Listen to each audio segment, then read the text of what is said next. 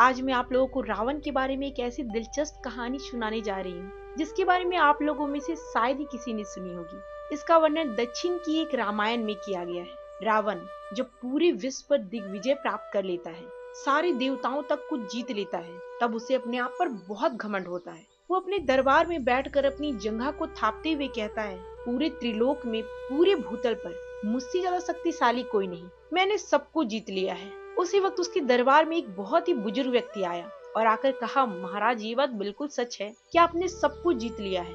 आप जैसा शक्तिशाली व्यक्ति मिलना लगभग असंभव है। मगर महाराज अगर मेरी एक बात माने तो मगध के जो राजा रघु महाराज हैं, उनके आप कभी मत जाना। दरअसल यहाँ पर उस रघु महाराज की बात की जा रही है जिनके वंश में बाद में प्रभु राम प्रकट होते हैं। तो रावण को तो लगता है कि ये तो मुझे चैलेंज कर रहा है। रावण कहता है, तुम तो मुझे चुनौती दे रहे हो, अब तो मैं अवध के रघु महाराज के पास जरूर जाऊंगा। बुजुर्ग व्यक्ति हाथ जोड़कर कहता है, महाराज आप सबसे पंगा लेना, लेकिन अवध के जो रघु महाराज हैं, उन्हें कभी भी चुनौती देने की कोशिश मत करना। अब तो रावण को और भी ज्यादा क्यूरियोसिटी होने लगती है। वो कहता है, अब तो मैं जाऊंगा ही जाऊंगा। वो बूढ़ा व्यक्ति कहता है, महाराज अगर आपने सोच ही लिया है जाना है तो मैं तो कुछ कर नहीं सकता, लेकिन फिर से आपको एक बार कहता हूँ, पहले आप उनके पास एक विद्यार्थी के तौर पर जाइए और उनसे मिलिए। क्या आप उनसे युद्ध कर सकते हैं तो आप निश्चित तौर पर उनसे युद्ध कर लेना। अब रावण एक विद्यार्थी बनकर महाराज रघु के पास पहुँचता है।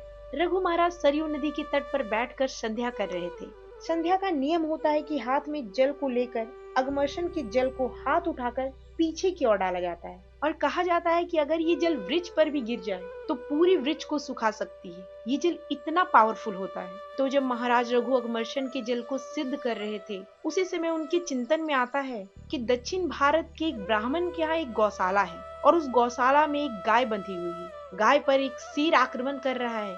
ब्राह्मण इस भयावह दृश्य को देखकर त्राही माम, कोई मेरी मदद करे, कोई मेरी मदद करे, ऐसा चिल्ला रहा है। रघु महाराज उस समय उस शेर का चिंतन करते हुए उस जल को सरयू नदी के तट पर अपनी भुजाओं से पीछे फेंकते हैं। यहाँ रघु महाराज इस जल को सरयू नदी के तट पर फेंक रहे हैं और वहाँ वो शेर जो कि दक्षिण भारत में है, उसका वध हो जाता है। अब रावण यहाँ पर रघु महाराज के बगल में बैठा हुआ है। उसे भयंकर विस्फोट की आवाज आती है। रावण कहता है, महाराज आपने कुछ किया है भी। रघु महाराज उसे बताते हैं कि हाँ, मेरे चिंतन में ऐसा ऐसा आया कि दक्षिण भारत में एक गाय है, ऐसे ऐसे उस पर हमला हो रहा था तो मैंने ऐसा किया। अब रावण तो पूरी तरह से शॉक्ड हो जाता है। कहता है, महाराज ये तो बहुत ही गजब की बात है, आप यहाँ बैठे बैठे किसी का वध कर देते हैं। अब रावण सोचता है कि ये बुजुर्ग व्यक्ति बिल्कुल सही कह रहा था। ये रघु महाराज कोई साधारण व्यक्ति नहीं, पहले मुझे इनमें जो सारी योग्यता है वो सीखनी होगी, उसके बाद ही मैं इन पे आक्रमण करूंगा। अब रावण रघु महाराज का शिष्य बन जाता है और उनसे शिक्षा लेना शुरू करता है।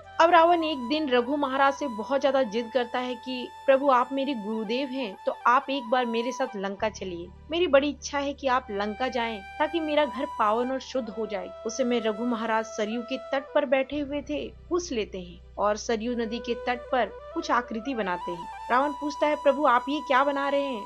रघु महाराज जी कहते हैं, ये देखो मैं तुम्हारा महल बना रहा हूँ। यहाँ पर विभीषण आराम करता है, यहाँ तुम्हारी पत्नी मंदोदरी रहती है, ये वो कमरा है जहाँ तुम्हारा पुत्र अक्षय कुमार रहता है, यहाँ तुम्हारा बागीचा है, इस जगह पे तुम्हारा खजाना रहता है। रावण को ये बात बड़ा अजीब लगता है। वो कहता है, महाराज क्या आप कभी लंका गए हैं? रघु महाराज कहते हैं, नहीं, लंका तो मैं कभी नहीं गया। तो रावण पूछता है, फिर आप ये मेरे लंका का एग्जैक्ट लोकेशन कैसे बना रहे हैं? रघु महाराज कहते हैं, अच्छा देखो ये जो एरिया है यहाँ पर लंकिनी रहती है। रावण फिर से बीच में टोकता है और कहता है, महाराज मैं फिर से आपसे विनती करता हूँ कि आप एक बार मेरे साथ मेरे राजमहल में लंका चलें, मुझे बहुत खुशी होगी। बात करते करते गलती से रघु महाराज की एक उंगली उस लंका के एक कोने पे पड़ जाती है जिसे रघु महाराज ने सरयू के तट पर कुछ से बनाया था। रघु महाराज कहते हैं, ये तो बहुत बड़ी गलती हो गई।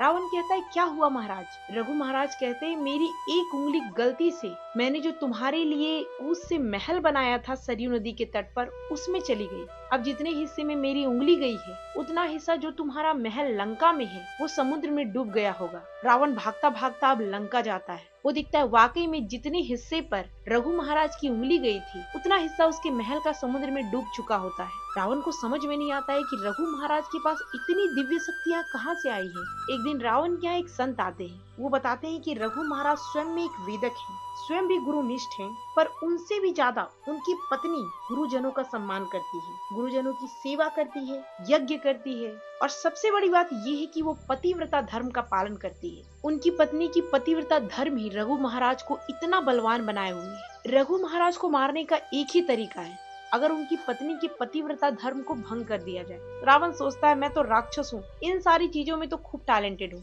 रघु महाराज की पत्नी के पतिव्रता धर्म को नष्ट करना ये तो मैं आसानी से कर दूंगा। अब रघु महाराज किसी काम से महल से बाहर गए हुए होते हैं। रावण भेष बदलकर रघु महाराज का भेष लेकर रघु महाराज की पत्नी के पास उनके कमरे में पहुंचता है। रावण जैसे ही अपने एक पैर पे दूसरा पैर रखकर उनके कमरे में बैठता है, उनकी पत्नी उसकी आंखें उसके चाल ढाल को देखकर समझ जाती है कि ये रघु महाराज नहीं है। उनकी पत्नी तत्काल सेवकों को बुलाती है और कहती है इसे बंदी बना लो। रावण कहता है अरे मैं रघु महाराज हूँ, तुम मुझे क्यों बंदी बना रही हो। उनकी पत्नी कहती है आपकी आंखें, आपकी चाल चलन ये बताती है कि आप रघु महाराज नहीं हैं, क्योंकि रघु महाराज जैसे ही कमरे में प्रवेश करते हैं उसके ठीक पहले अपने सर पर अवध का रज लगाते हैं। आपके सर पर अवध का रज नहीं, और दूसरी बात आपकी आंखें, आपकी चाल चलन, आपका व्यवहार कुछ भी रघु महाराज जैसा नहीं। ये बात जब रघु महाराज को पता चलता है कि रावण उनका विद्यार्थी बनकर उन्हीं के साथ छल किया है, तब रघु महाराज उसे बंदी बना लेते हैं और तत्काल कहते हैं मेरा तीर धनुष लेकर आओ, अभी मैं इसका वध करता हूँ। जैसे ही वो अपने धनुष पर वाण तानते हैं,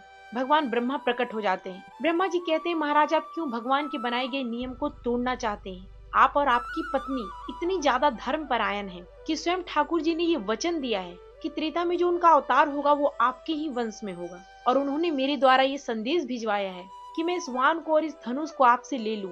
जब त्रेता में ठाकुर जी प्रकट होंगे तो रावण का वध करने के लिए इसी धनुष और इसी वाण का प्रयोग करेंगे।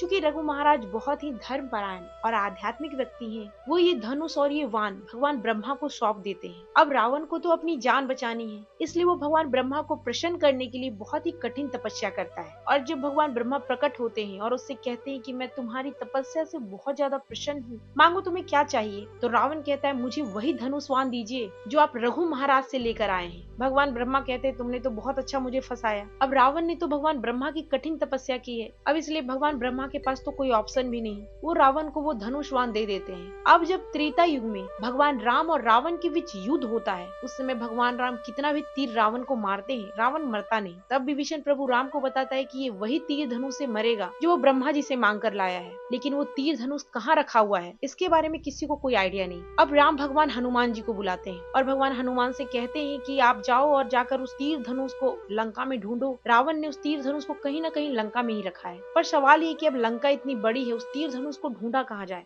हनुमान जी प्रभु राम से कहते हैं कि प्रभु कोई भी इंसान कितना भी क्रूअल क्यों ना हो, लेकिन वो अपनी सबसे बहुमूल्य चीज जो उसे सबसे ज्यादा महंगी लगती है, सबसे ज्यादा प्यारी लगती है, वो अपनी पत्नी को ही रखने देता है। तो मुझे लगता है कि रावण ने भी उस तीर धनुष को अपनी पत्नी मंदोदरी को ही रखने दिया होगा। अब हनुमान जी बौने ब्राह्मण का रूप लेकर मंदोदरी के पास जाते हैं। मंदोदरी से कहते हैं सौभाग्यवती भव, सौभाग्यवती भव। मंदोदरी कहती है काहे का सौभाग्यवती भव, मेरे पति पर तो इधर हजारों बाण चलाए जा रहे हैं और आप कहते हैं सौभाग्यवती भव। हनुमान जी कहते हैं आप चिंता क्यों करती हो, आप तो जानती हो रावण उसी तीर धनुष से मरेगा जिसे वो ब्रह्मा जी से प्राप्त करके लाया है, और वो तीर धनुष तो लंका में ही है। फिर रावण के ऊपर चाहे कितने भी तीर धनुष चला लिए जाए, रावण थोड़ी मर सकता है। मंदोदरी कहती है वाह ब्राह्मण देव, आपने क्या बात कह दी, मैं तो भूल ही गई थी वो तीर धनुष मेरे ही कक्ष में खंबे में गड़ा हुआ है, मैं हर दिन उसकी पूजा भी करती हूँ। मंदोदरी बहुत खुश हो जाती है और जाकर उस खंबे से लिपट जाती है। अब हनुमान जी अपने असली भेष में आते हैं और एक बार उस खंबे को अपनी मुट्ठी से मारते हैं, खंबा ध्वस्त हो जाता है और उससे तीर धनुष निकाल प्रभु राम के पास पहुँचते हैं और फिर उसी तीर धनुष से प्रभु राम रावण का वध करते हैं। आज की आध्यात्मिक चर्चा को यहीं पर विराम देती हूँ, फिर मिलती हूँ आपसे एक नई आध्यात्मिक रस के साथ। तब तक के लिए इजाजत दीजिए। राधे राधे।